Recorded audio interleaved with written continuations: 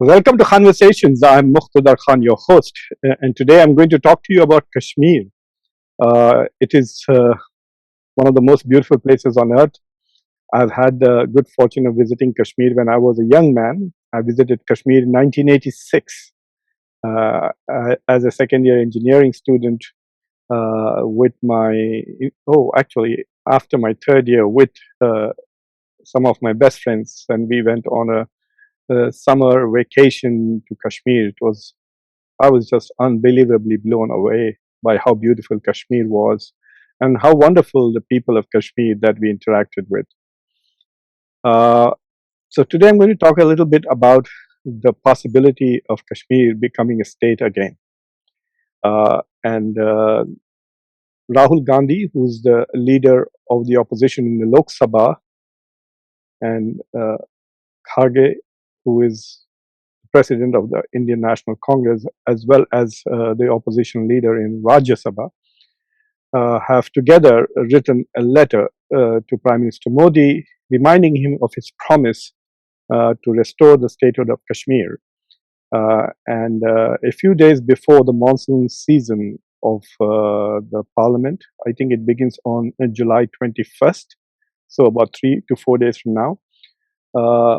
And he hopes that whatever legal measures that need to be taken will be taken, and he's going to bring up, I guess, the opposition is going to bring up this issue in the monsoon season of the parliament.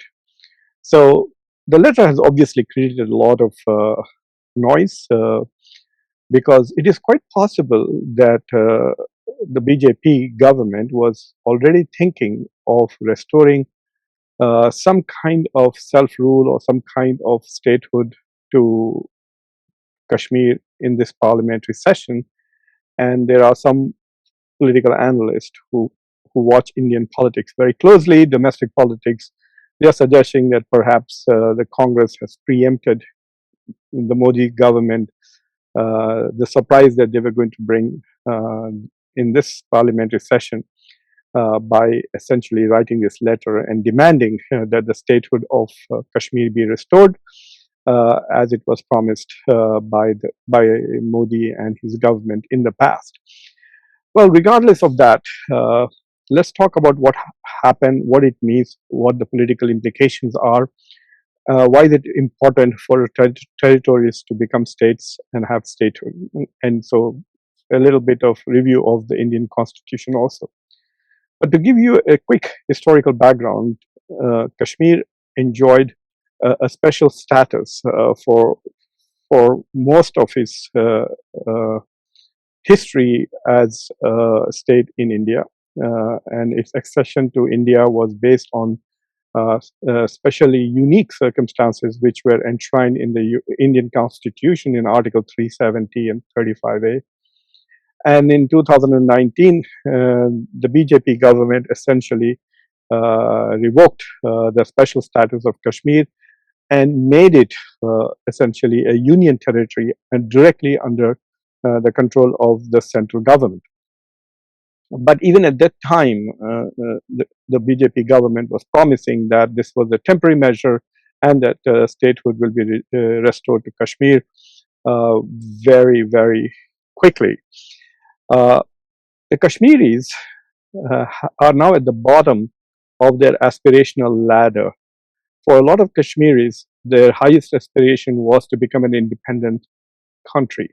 It was not to stay with India, it was not to join Pakistan, but to become independent. At least the Kashmiris that I have met in the United States, most of them have aspired for independence. I guess so that is the peak of their aspirations. And at least the Kashmiris in India know that it's not possible.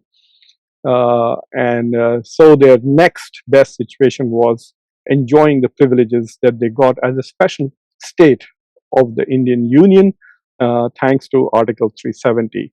So if you look at their privilege ladder or their aspirational ladder, on the top you have independence, then 370 defined special status as a state with greater autonomy in India.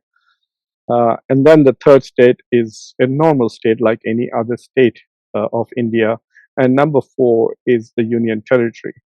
So while their aspirations were for the highest stage of the ladder, they are now at the bottom of the ladder, and they are hoping to go back to become at least a normal state of India as it was promised to them. At the time when Article 370 was revoked, uh, uh, the Home Minister Amit Shah very clearly said in the Parliament that as soon as possible we will be restoring the statehood of Kashmir. This is a temporary measure. And then the second thing the second promise was made during the election campaign by Prime Minister Modi, who in September 2024 very clearly told the Kashmiris that we will promise basically two things: restoration of statehood and also a lot of development. Um, the promises of the development have not fully been made, and whatever investments have been made, the locals have not really benefited from the investment, especially those in the Kashmir Valley. And of course, the statehood has not yet been restored.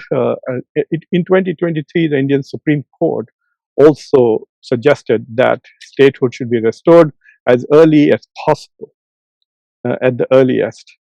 So the Supreme Court has already commanded. It's nearly 2 years since the Supreme Court uh, told the government of India to restore the statehood of Kashmir as soon as possible, and that has not happened yet. So hopefully, in this monsoon session, under pressure from uh, the opposition, not just the Congress, but all the opposition parties, there will be a robust discussion and debate about the statehood of Kashmir, and I'm hoping that that statehood is restored. Why is that important? According to the Indian Constitution, there are significant differences between a union territory and a state. A union territory is directly under the control of the central government. The security, the budgets, the laws, everything. There is hardly any autonomy for a union territory. At the most, you are like an executive assistant. If you are the executive head of a union territory, usually a lieutenant governor appointed by the central government. When I lived in Andaman and Nicobar Islands for 3 years, I did my 6th, 7th, and 8th grades in Port Blair in a school called the Carmel Convent High School. And I remember that there used to be a commissioner of, I think, of Andaman and Nicobar Islands. There was no lieutenant governor. I think there was a commissioner. Anyway, so it's usually lieutenant governor, and the lieutenant governor basically is like a real president of the country, of the province, and so there is no autonomy for or self-government as such in a union territory. Whereas if you have a statehood, then you have an elected assembly. Number one. Number two, the local government has a lot of autonomy. It controls the bureaucracy, it controls the police, it controls the security, it controls the budget, it controls the developmental project, it can borrow money and initiate new developmental projects. The local governments represent the local people, whereas the lieutenant governor represents the far away prime minister's agenda in Delhi. And so a duly elected local government makes the whole state a more democratic entity, but also something that can better take care of local needs because it has a better understanding of local needs because it's governed by people who have been elected by the local population.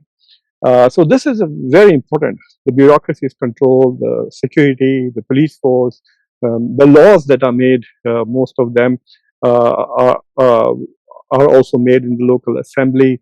The investments, the development strategy, all of that is done by the state. And if you lose your statehood, you're not self-governing. You are just being governed remotely, and so it is very important for the Kashmiris.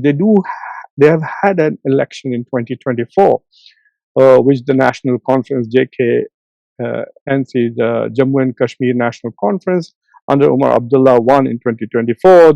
They won 42 of the 90 seats, and in partnership with the Indian National Congress, they are governing.